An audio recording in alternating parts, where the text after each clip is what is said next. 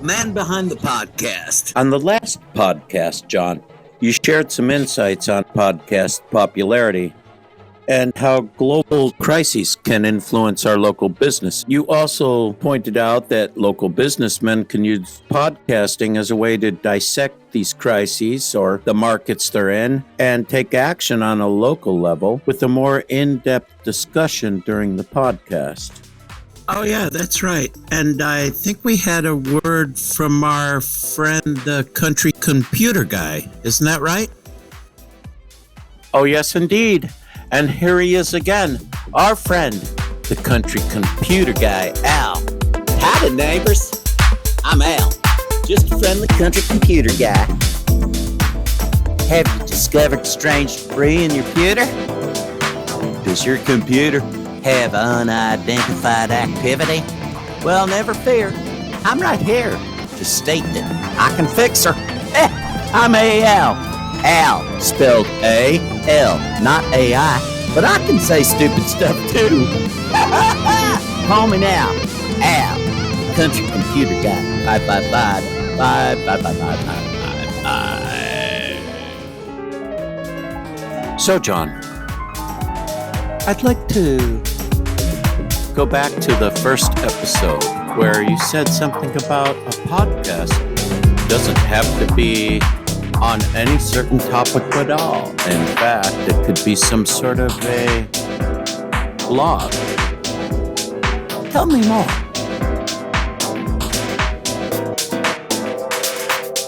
Most certainly. What an interesting question. I'm glad you asked it, because tonight I thought I might just spin some discs and shoot the breeze. What do you think? Okay, John, that sounds great. So, how many things do you have to master to be a broadcaster? Haha, very funny. A master broadcaster? I don't know. Look, I'm a composer, animator, author, and a published recording artist. So, I just kind of make it up as I go along. You know, check out these mixes. What do you think?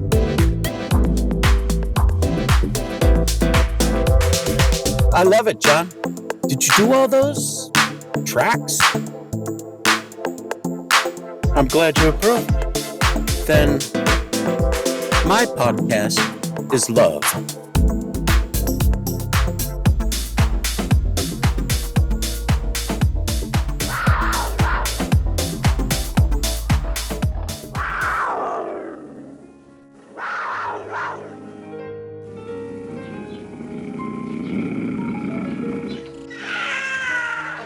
Remind me that I'm listening to SMC Radio for the students, by the students.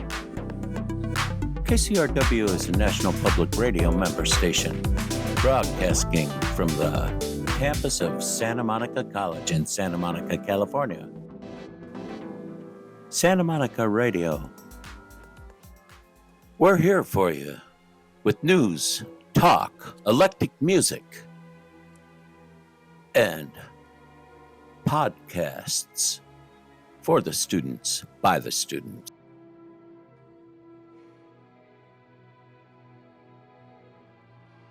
John, let's dive into the past for a moment. When was that unforgettable day you first surfed with the SMC radio waves? 1989. 1989. A year etched in radio history.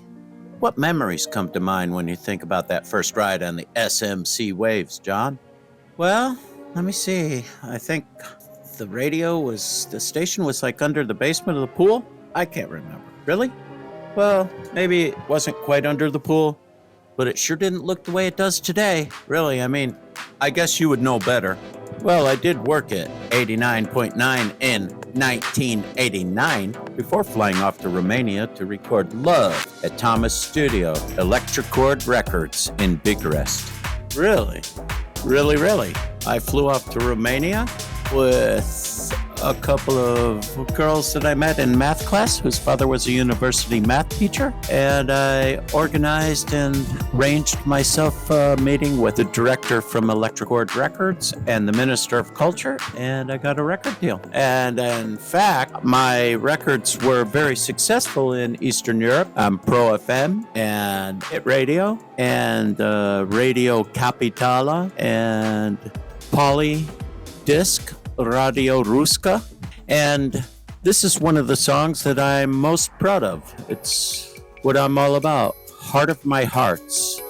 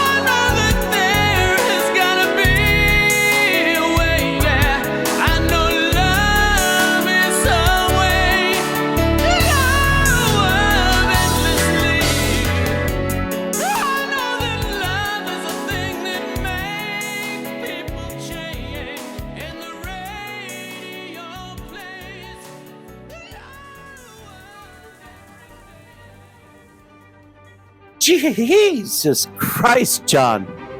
Wow. What was the inspiration for that song?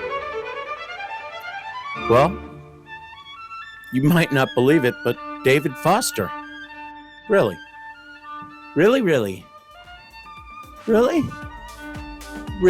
David Foster came to Musicians Institute in 1987, and I was the first Vocal Institute graduate, so they had special people come for that first one, and I was the star.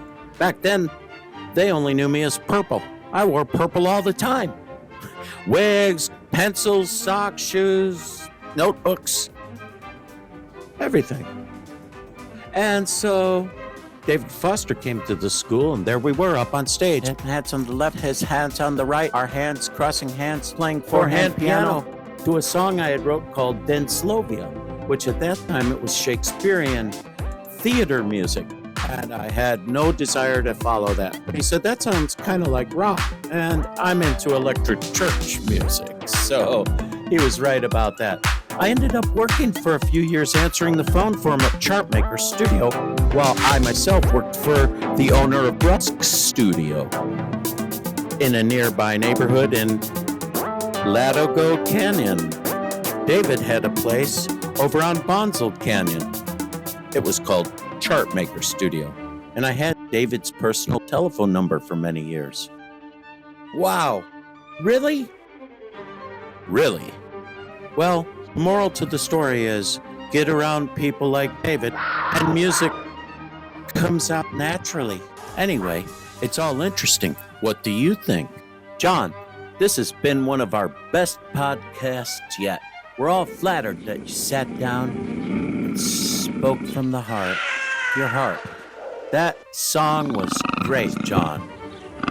You've been listening to SMC Online, where we've been speaking with John Jewell, the man behind the podcast.